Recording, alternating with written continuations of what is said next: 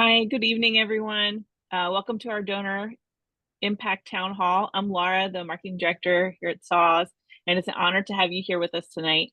Whether you're joining us for the first time or you're a longtime supporter, we appreciate your presence and your dedication to our mission. Before we dive into our exciting agenda that we have planned, I want to take a moment to cover a couple of housekeeping items to ensure everything runs smoothly tonight. First, please make sure your microphones are muted during the presentation. This helps minimize background noise and allows everyone to hear clearly. And if you do have questions, you can use the Q&A feature or the chat box, or you can raise your hand, and we'll address as many of your questions as possible. We encourage you to participate actively tonight, and your insights and feedback are invaluable to us as we work together to build a more inclusive and accessible community. Thank you again for being here and for your unwavering support. And now here is tonight's moderator, Teddy. Yeah, thank you, Laura. So hello, everyone, and thank you so much for joining us tonight, like Laura said. And also just thank you for everything that everyone on the phone does to support the SAWS mission. My name is Teddy Circusgetter, and I've been a volunteer and project manager with SAWS for the last 2 years, and I'll be acting as our primary moderator for tonight. This event arose out of a desire to better connect with and learn from SAWS's extended support base. We're really strong believers that giving should be a two-way street, and that the feedback and engagement from our donors and builders is really vital to our continued success. So we're excited for this chance to connect, hear from y'all, and really share about where SAWS is going. And we are joined tonight by SAWS founder Rick Haggerty and SAWS executive director Tim Thurston, who's going to be the primary voice for tonight. We accomplished a lot under Tim and Rick's leadership in 2023, and we're going to start by sharing about those accomplishments, which were really made possible by everyone with us here tonight. From there, we'll transition to a discussion of SAWS's future, where the organization is going, what we're prioritizing over not just the next year, but the next several. We'll then close with additional programs we're launching in ways that all y'all can get involved in an open forum Q&A with Tim, Rick, and the rest of the team. And like Laura said, we really want this to be a conversation. As we go tonight, we'll be launching a series of interactive quizzes and polls, giving y'all the opportunity to share your thoughts in a more open forum way. Some of you might be new to Zoom as well, so please note the chat and the Q&A features on the rail at the bottom of the screen. We want to leave space for those questions, so please don't hesitate to add them in the Q&A, where we'll periodically pause and answer. And if there is something you'd like to say live, please feel free to raise your hand and Laura can bring you into the room with the rest of us to share your feedback directly. And if you have any challenges or other open forum discussion, please don't hesitate to use the chat at any point. And like I mentioned, we're going to be using polls throughout tonight. So to get everyone acquainted with that feature, we're going to go ahead and launch an initial one, really just asking our audience how that you have been engaged with SAWS in the past. We'll probably have a lot of different answers here, so you should see it pop up on your screen with a few options. You can go ahead and select how you have been involved in SAWS, potentially multiple ways, over your history with the organization. Thurston, who just passed his 1-year mark as executive director of SAWS after spending 2 years as its operations manager. Tim's a father, a CrossFitter, a high school football referee, and most importantly, a really incredible leader for our organization. And I, for one, am excited to learn a little bit more tonight about the future of this org that we all love and support so much. So, Tim, over to you. Teddy, thank you so much, and appreciate having the opportunity to be part of this forum. And we're doing this as a promise to our donors that we are available. We are looking to have these more frequently, and we're seeing if that how we can do these things a little bit better. But this is really, again, we'll get into this a little bit later. But this kind of dovetails into what we are going through right now, which is a strategic plan. And one of those focus areas that we have is on marketing and communications, and that is communications to our donors and to our volunteers. The leadership of this organization, I'm pretty egoless here. I cannot do this without an amazing staff that we have, as well as an incredible base of volunteers that we have around the state. These are the ones that make the magic happen and really get the people out of their homes in a very timely manner, and it is incredible to be on to have the honor to work with them. So as a leader, I'm egoless here. I appreciate the accolades, but it's everyone else's kind of joining this mission to be able to be part of this, which really is a special thing about this. So thank you. we thank you so much for all your continued support of SAWS, continued for however many years you've been doing this for since the beginning, or just brand new. And whatever your legacy is, we really appreciate what you are doing for this mission. Ramps mean freedom. Our tagline is that we build freedom one ramp at a time. So thank you all for being part of that freedom for our clients. Just as a little aside, as far as where we have been, most people know that we started in 2003. This is our 21st season of building freedom through providing ramps for those who are around the state of Indiana. In 2003, SAWS asked, who needs a ramp? That is the last time that question was ever asked again. Since then, it has all been referrals. Loved ones refer people to us all the time. We have referral partners set up with certain rehab facilities. We have medical professionals who have this. We have HOAs, we have neighbors, we have many people. Anyone could be a referral source to come into this mission. But in 2003, we were able to build one ramp. It took almost 3 days. We got a little better in doing that. So right now we can build a ramp in about 4 to 6 hours. And we're doing quite a bit more. But anyway, in the past year, since I came on in 2023, a few achievements that we were able to have is that we were able to build over 400 ramps in Indiana. We added 2 additional counties last year in 2023 that got us up to 68 counties. To date, we're at 70 counties. There's an interesting phenomenon here is that we have had so much backlog of people waiting to get ramps. We're also finding the same scenario with our partner counties that we reach out to and give them referrals. They're now coming back to us and asking, can you please take some of the load off of us? So it's hard to say no, but we're able to at least bring them on and address some of the people that we have referred to them by taking on that ramp building task for that client or for those clients. In 2023, we celebrated 20 years of ramp building. We had a nice celebration and fundraiser for that. We added quite a few more new corporate team builds. This is not just corporations, but also service organizations like Rotary clubs, Kiwanis clubs, Barn Raisers, or is fantastic service club. It's made up of corporate team people, or just corporate people that will come together. And if we have one that's for kids, they're kind of almost first in line to be saying that they would like to fund it as well as build that ramp. Great to see that. Last year, we had volunteers serve in about 3,200 hours in various capacities. Not everyone builds a ramp. We have kind of an open way that anyone who would like to volunteer, we can usually find a way that we can bring that person into this mission. Some people will show up and they are photographers. They can't drive screws, or they cannot build, they can't do the stooping and lifting and things, but they can find a way that they can be part of a build, part of the build day. We also have volunteer opportunities for client service representatives. These are the people that will get on the phone and be that client's advocate from the application all the way through installation. We brought on a new, last year we brought on a new operations manager, Mike Page. He was a project manager, just a volunteer project manager beforehand, and part of Northview Church. We did a little shoulder tapping and convinced him to come on as a paid employee, and he is definitely making strides in being able to get some people their freedom back. One of the things that, I don't know if it's really a milestone, but really one of the things that we were able to experience last year is over a 50% increase in the number of ramp applications from the previous year. It's hard to say no, and it's like we like to celebrate the freedom much more. And thank you to Laura, our marketing director.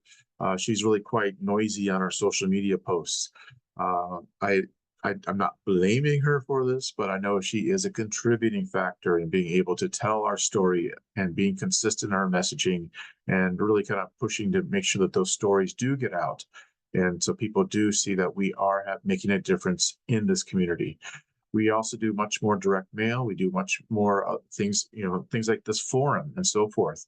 So we're really trying to increase our noise a little bit and really just make sure people are aware of SAWS, what they or what they can do if they decide to do anything more than that.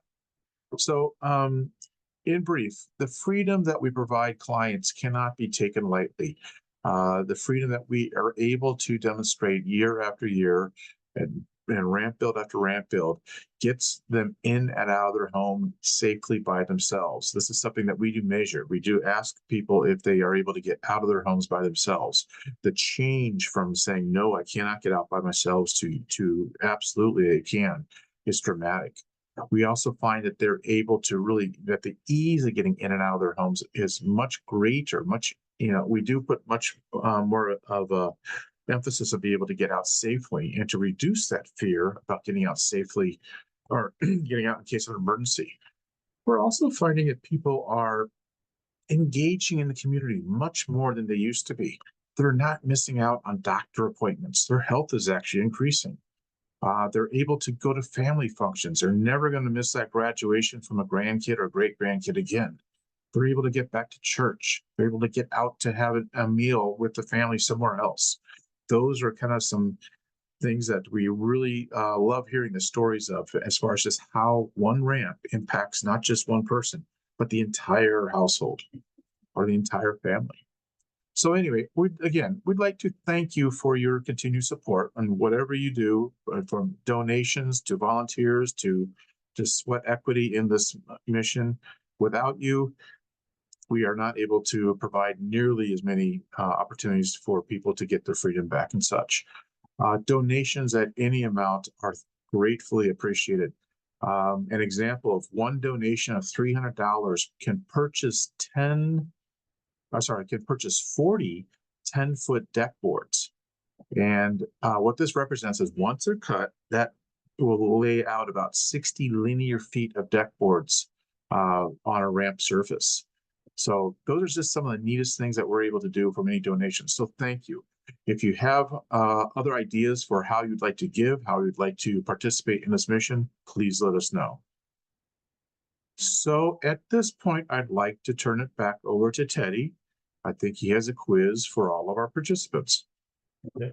Thank you, Tim, and thank you just for sharing all those really powerful stories, right, about the good that SAWS is able to do for all of our clients. I think that always drives home the meaningfulness of what we all do and what everyone on the phone enables SAWS to do. So just thank you for sharing that.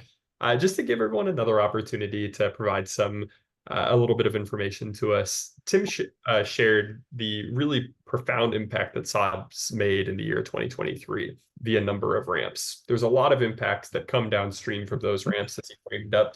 But just to give everyone an opportunity to see if y'all are listening or heard in what Tim said, I'm going to launch our second poll here, which is how many ramps do you think that we built last year in 2023? Laura is launching that poll now. You'll see a few different options: 50 to 150, 150 to 250, 250 to 350, and then 350 to 450. Give our audience a few moments to input those answers there.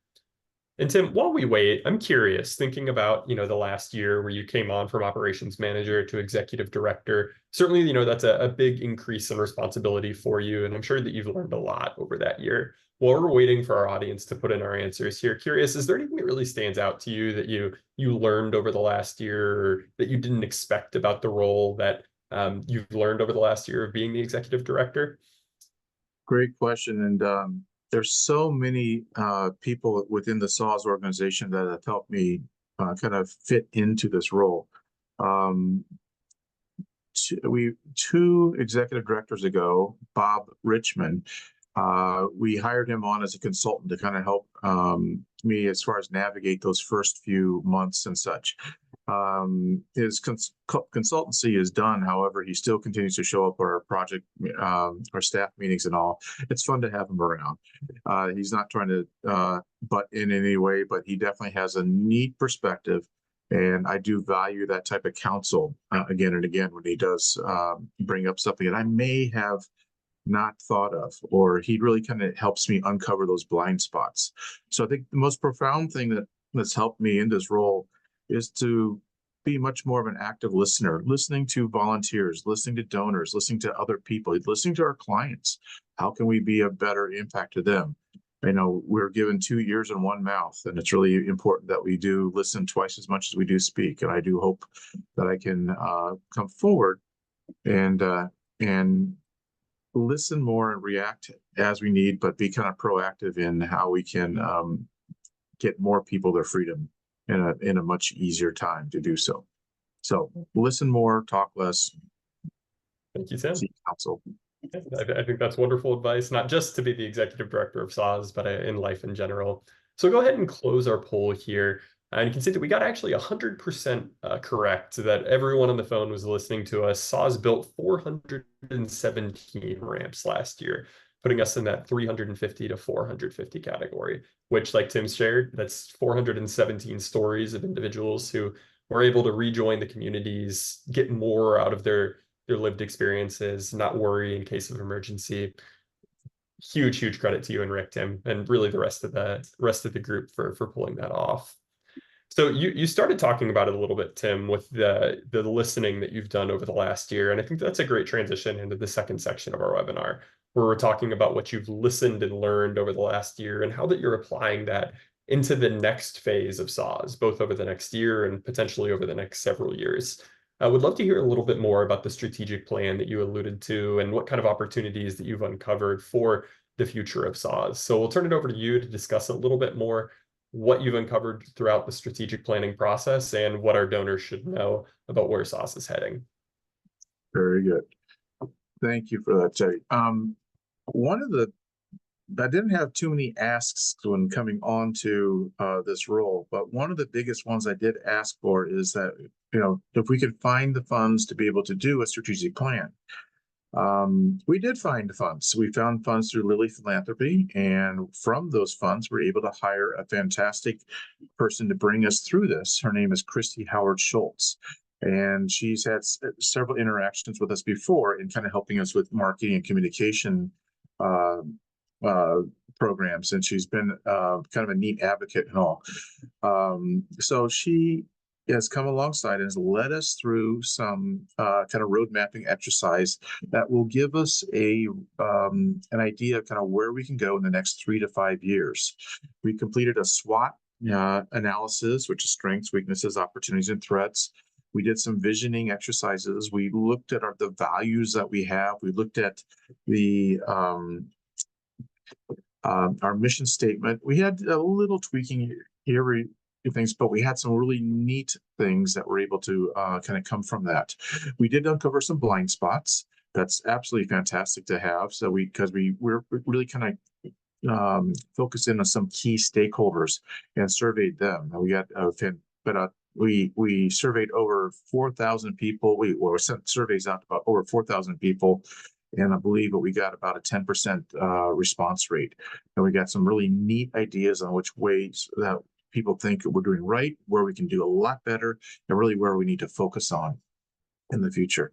So Christy has kind of helped us kind of uncover these things. And so our main points of emphasis for the next few years will be things like, for example, reducing the time a client has to wait between application and installation. With the number of ramp applications ever growing, it seems, we really need to find ways that we can creatively and effectively get people out. Part of it is our recruiting of new volunteers that will kind of fall into a role of a crew leader or a project manager, so we can get more teams out to build ramps. We are also exploring an ARM that would be able to help prioritize some of the more critical cases. And this would be placing aluminum ramps at certain areas.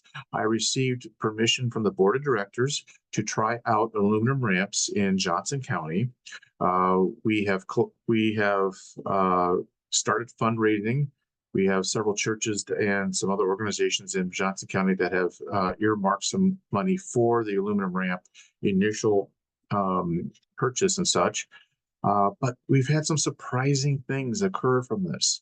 And this kind of leads into one of the other things by way of engage volunteers more. That's the second point of emphasis for that this is coming through that. Because of this aluminum ramps, they're much lighter to do around, and there's much less tools. There's no cutting involved at all. Replacing these things like great big metal Legos down and just bolting them together. And this would allow us to help prioritize clients. But getting back to the volunteers that had kind of aged out of building wooden ramps are coming back to us now and said, I'd like to try putting aluminum ramps in. And it's really kind of interesting to see that type of turn where they don't want to bend and stoop and drive screws all for 4 to 6 hours. They could put an aluminum ramp together in about 2 hours. And this is kind of a neat thing. So we are learning in just one county, and maybe we'll be rolling this out in 2025 to other counties. I do have some interest already from some places that have some significant backlogs as far as being able to do this. Lake County is one of them. Vanderburgh County is another one too that are interested in kind of being that next beta test for that arm. But just to let people know, we will always continue to build wooden ramps. Absolutely fine. But the aluminum ramps would allow us to perhaps prioritize someone. One of the volunteers I mentioned before is the customer service rep. The volunteers are the ones that will call a person once a ramp comes in, a ramp application comes in, and they're able to kind of be that advocate. There are times when a loved one will tell them that so-and-so is in a rehab facility and they cannot go home until they get a ramp. That's really tough to hear from a volunteer client service rep. And so we've had to kind of train them on how to harden their hearts a little bit. And this is the worst feeling to have, to say, I'm sorry, we cannot act in that type of way. We cannot place a wooden ramp, that would allow a timeline for them to come home in a very judicious manner. However, with aluminum ramps, so we do have these things stored in various locations around the state, we can get a crew together pretty quickly and address that type of need and be able to prioritize that. We can also prioritize those that are coming that need to get out quite much more quicker. Those that are on dialysis, those that are on chemotherapy, that have appointments to meet so that they can extend their lives a little bit longer. That one might be a place that we can bring aluminum ramps into. But anyway, this is a way that we can engage our volunteers a bit more and kind of also look for ways that we can really be to really kind of live that mission to really provide freedom one ramp at a time. One of the neat things that we're able to do then also is we were able to discover that one of the points of emphasis for the strategic plan is to focus on fundraising events that offer more creative ways to support SAWS. We have had things like our matching opportunities, but there's other ways that we can do so. We do have certain levels that people can donate to and maybe grow into a much larger level if they can. We do also have legacy societies for those who would like to do some estate planning and such. And so we're trying to find these ways that we can kind of reach out to our donors and be able to say that there are ways that you can creatively support SAWS and our mission going forward. We also have an emphasis on governance and staffing. We'd love to deepen our relationships, allowing more board representation. We are getting people interested in stepping forward and saying, I'd like to be part of this, the board of directors. And we're looking for those opportunities too, to be able to kind of bring people on and do much better by way of kind of orienting them on what a working board role does mean.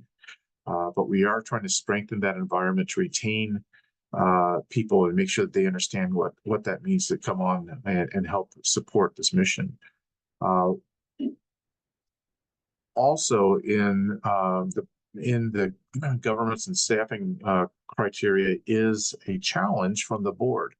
When I came on as executive director, the board challenged me to break that recruit, hire, train, and resign cycle. And this means making sure that we do have market level salaries, benefits available, and that for our staff, so we can keep the best people available to help support this mission. And then finally, our last area is our technology focus. We have some lovely silos on this farm. We have a silo that talks just to volunteers. We have a silo that talks just to donors, but those two silos don't talk to each other. We're trying to find a way that we can do some silo busting and find a solution that can kind of walk someone through. Maybe they start out as a volunteer and then become a donor, and then become something else. And so we can kind of help kind of bring them through and doing much more of a customer-centric model, be able to move people along and have the technology behind it that supports people, supports the mission, and is really easy to use for our people. So anyway, that in and of itself is really the areas of our emphasis for our strategic plan moving forward. So we are, so I'm happy to answer any questions people have regarding that. Any pushback, any comments at all, happy to do so. One question from me, Tim, while we, potentially take in some questions from our audience. And please, y'all, if at this point you want to put any questions in the Q&A or come off mute, you can feel free to raise your hand and Laura can bring you into the room to have a live discussion with Tim, Rick, etc. One quick question for me, Tim, as you're thinking about, the future of SAWS, I think a recurring theme was the way in which SAWS engages both with its staff and its volunteers. And I think events like this, right, are a good first step to continue that engagement. When I first joined SAWS, the only programming that I was available or that I was aware of that I could take part in was building ramps, right? But I think that there's a lot of other things that volunteers can do to really participate and partake in that mission beyond just building ramps and potentially donating. Would you mind just speaking to some of those, other ways that volunteers can engage, what other roles exist that a volunteer could potentially fill? While we wait for our audience to think up some questions and maybe come off mute and ask them. Certainly. I like to say that there's a place in the choir for everybody in this mission. We, as I mentioned before, we have volunteers who actively call out, are those who have, and they're called client service reps, who will be that advocate for people who are applying for a ramp. We also have those that can help do site surveys and help design ramps. It doesn't take a lot of know-how. We can train people on how we can come out and take a friend to go out to a site to take measurements, take pictures, and really answer two questions. Can we build a ramp here that is an ADA compliant ramp? There are places that are on a hill, places that have retaining walls, and unfortunately a ramp cannot be placed there. And then should we build a ramp? Our focus is to help people that are experiencing low income to be able to get a ramp for them at no cost to them. There are certain houses that we do we roll up on every once in a while that are, they have the means to do it, to purchase a ramp for themselves, and we're able to provide them with those solutions if we do find that. So we have client service reps, we have those who can do site surveys. We are always looking for people who could lead or co-lead groups of ramp builders on that. One of the biggest things that we need to really emphasize is that those leaders who can lead a group, and we will show you how to build a SAWS ramp. And Rick and I are living proof that anyone can build a ramp the way that we do this. We have all our fingers still, and we are able to really be able to teach this type of thing. One of the neatest things that a volunteer gets to do is watch someone use a ramp for the very first time. As a project manager or crew leader, now you get the opportunity to watch that through the eyes of brand new volunteers that are on site building a ramp. It's really quite a special type of thing to do. We have other opportunities that people can volunteer for. We are always looking for maybe helping with some marketing, some messaging. Laura would love to be able to lean in on some people who have that type of experience. Just let us know how you'd like to serve. These are just a few of the categories that we have for volunteers, but we're here to listen. If you think there's another opportunity out there for volunteering that we haven't thought of, please speak up. We'd love to hear from you. Well, thank you, Tim. So now, again, y'all feel free to raise your hand if you do have any questions or comments for Tim, and certainly we'll leave some space at the end for more open forum discussion. With that said, right, there's a lot of ways that our volunteers can give to SAWS. That's their time, their energy, like Tim just addressed, in a lot of different forms. But there's also those monetary donations. And we always want to make sure that our volunteers know how much that those donations are going towards the core SAWS mission, which is ultimately building ramps. I think that all of us on the phone know that there's a lot more than just lumber that goes into the SAWS mission. So want to launch now our third poll here, which is for every $1 donated to SAWS, how much is ultimately spent on ramp building programs? We'll give our audience a few moments here to go ahead and put in those answers. We see 50 cents, 60 cents, 75 cents, or over 80 cents. I know for myself, filling out SAWS grants, that it's surprising to think about all the different things that go in to the ramp process, from the warehouse itself, the raw materials, the personal protective equipment, hardware, power drills, all different kinds of things like that make up a given ramp, not just the lumber itself. So it looks like we've got answers from all of our viewers here, and looks like we're all more or less coming in that 60 to 75 cents range. And I'm pleased to report that that number for SAWS in the year 2023 was 83 cents on the dollar goes towards ramp building programs. So Tim clearly runs a very efficient financial operation there, in addition to Byron, Mike, and the rest of the team. 83 cents on the dollar going ultimately to ramp building programs, which is really exciting, and I hope makes our donors feel good that those monetary donations, in addition to the time, are ultimately being well spent. So with that said, Tim, want to turn over really to just the final phase of the presentation before we go to more open forum question and answer and discussion with the audience. Thinking about the strategic plan, there's lots of things that you've learned, and you started getting into some of this on what additional future programs might look like. I want to give you some space to expand a little bit more on those future programs and opportunities and additional things that our volunteers can get involved in. After Tim goes, we'll do one more poll, and then again, turn it back over to our audience for any feedback, questions. I'm sure that there will be some of both. Very good. I mentioned a few of the things that, as far as where we're heading to in the next, 3 to 5 years, and overall, we are going to stay true to our values. We're going to stay very true to being able to our tagline, which is to build freedom one ramp at a time. We are still going to build ramps, whether they're aluminum, whether they're wood. That's fine. We're going to be able to still get to people as quickly as we possibly can. One of the biggest emphasis that I mentioned before, I'm going to mention this again, is really finding our ways that we can be better leaders and do much more leadership training, be able to get these people trained in the way that SAWS builds ramps, whether it be wood or aluminum, and be able to lead a group of a few people to be able to provide that freedom back. We really need to have that emphasis on training and be able to get more ramps out there. It's kind of a rate limiter right now to say, yes, we can only do so many. But we have been able to grow our number of ramps in the last few years. I've seen it trend upwards.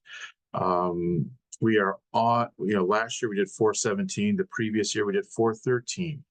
We're not even going to look at the 2020. That was an anomaly, but we are trending upwards.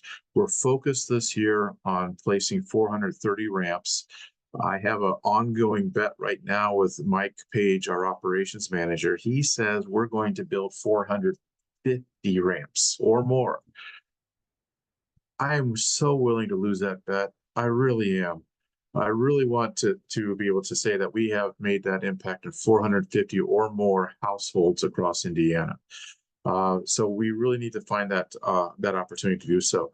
We know that we can focus on the people and really kind of help. And what donors can do is to help recruit people for this mission. Anyone, just do some shoulder tapping. Anyone who is in any way interested in giving back to the community, making a difference in people's lives. This is a fantastic mission to come alongside and really kind of see that impact of someone being able to just take a few hours of a time to watch someone be able to get out of their home safely for the very first time. It was special when I first did this in 2016, and it continues to be special every time I lead a group of people. But we definitely need more leaders to be much more effective in this mission. There's going to be opportunities for people to kind of help us in ways that we cannot even imagine now. We'd like to be open to that. We'd like to be open to say, yes, the aluminum ramp was just one example of being open to an idea that could be kind of a game changer for a lot of volunteers as well as clients. But what else is out there? That's really what want to be able to say to the donors online today. It's like, what else can we do to make this mission grow, to address that 50% or more increase in the number of applications that we do get from the previous year? We, while that going from 417 to 430 or 450 looks great, we're going to be having to do a lot more to catch up to get people their freedom back. So, we hope to be able to consolidate some technology platforms inside. We're hoping to really kind of strengthen the staff to be effective there. Volunteers, anywhere we can find volunteers to come alongside and help us out is really going to be the key thing to be able to kind of move us forward, to get to 450, to get us to 500, to get us to 600 ramps in a season. So again, I will kind of leave it at that, and I'll leave it open to anyone who wants to chime in for some ideas, some comments. Nothing is off the table at this point. I'm happy to listen. Thank you, Tim. So with that said, would love to hear from our audience a little bit. If you do have thoughts on anything that Tim just mentioned, right? You talked a little bit about aluminum ramps, about additional opportunities for staff, about expansion to potentially new counties within the state of Indiana. Curious if any of our viewers out there do have thoughts. If you do, feel free to raise your hand on the bottom bar. You can hit that raise hand button, and then Laura can bring you into the webinar with Tim, with Rick, and with myself to voice those questions, comments, or concerns a little bit more directly. Give a few moments to anyone who is interested in doing so.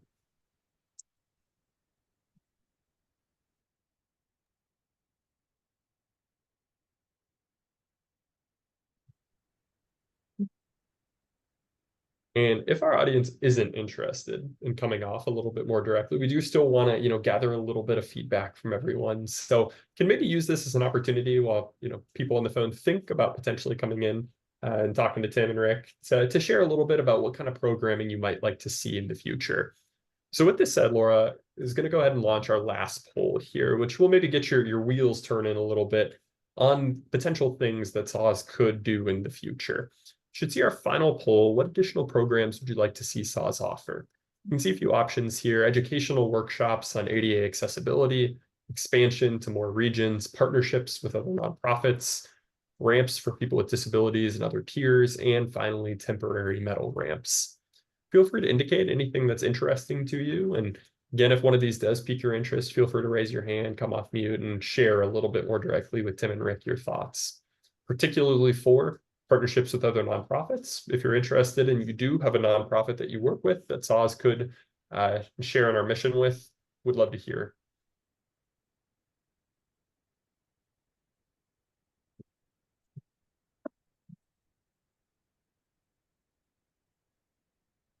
Cool. So I'm seeing educational workshops and ADA accessibility.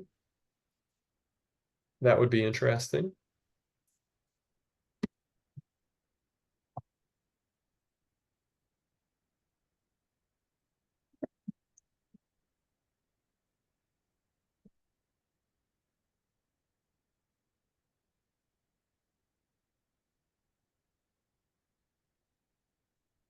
Cool.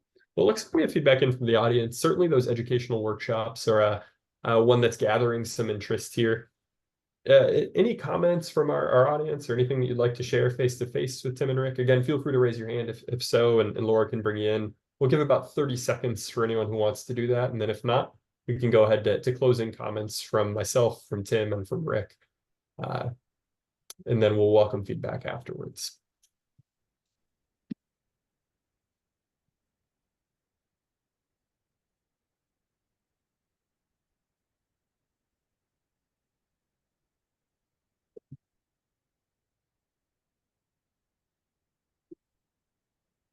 Cool. Well, with that said, thank you to our audience out there who participated in the polls and everyone who gives both your time and donates to SAWS. I really appreciate your participation and support. I want to draw your attention to, on the bottom tab of Zoom, you'll see a number of resources that are linked here. Resources for all kinds of different things that you might not have even known that SAWS offered. You can see here different links to make a donation, the SAWS giving program itself, in addition to some other things that might help for different cases. If you're interested in repping SAWS or potentially buying some stocking stuffers, we do have a SAWS apparel store. You can buy shirts, hats, all manner of different SAWS gear that you can rep both at builds and outside of builds. See a little bit more information on corporate team building, in addition to some news and, of course, the SAWS website. And please do connect with SAWS via email or via social media. We are on YouTube, LinkedIn, Facebook, and Instagram, thanks to the wonderful Laura Belka, who manages all of those different channels. So feel free to follow us there to stay up to date on stories from our customers, stories of our builders. Ultimately, we do want to remain engaged, and those channels enable us to do so. Like Laura framed up in the beginning, please never hesitate to reach out to us, reach out to Tim or Rick directly. And again, if you're looking to volunteer, start with the website. There's a volunteer call to action right on there, and all kinds of ways, like Tim said, that you can get engaged. So thank you so much for the time tonight, and enjoy your evenings. Tim, any other comments from you or Rick? For anyone on the Zoom call this evening who participated in the stakeholder survey for our strategic plan, thank you. We really appreciate that participation and your feedback on this. That's just one way to get feedback to us. Again, I want to listen to you. I am very eager to hear what you say on what we're doing good, what we can be doing a lot better, and how we can increase our effectiveness of being providers of freedom for people around the state of Indiana. I really am eager to have you reach out to me. I'm going to reach out to you and probably ask the same questions here. But again, thank you for your continued participation in whatever you do for this mission and whatever level you have. Without it, we cannot provide those people with their freedom back. You are absolutely making a huge impact on people's lives, and thank you for that.